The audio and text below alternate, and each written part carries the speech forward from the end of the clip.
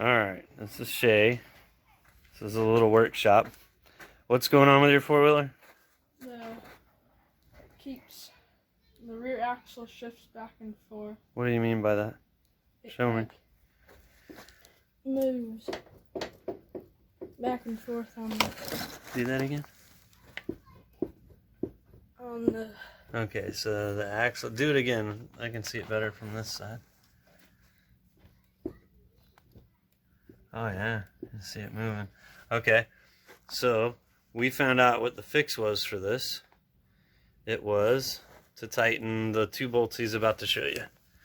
These two big old bolts here, they're loose, obviously. Yep. You gotta tighten them on there just to keep it from moving. Okay, so you tighten the one closest first, and then you tighten the other one onto it? Yeah. And that holds it from moving, huh? Yes, sir. And what kind of four-wheeler is this? The TRX 250EX. Alright, that's a Honda, right?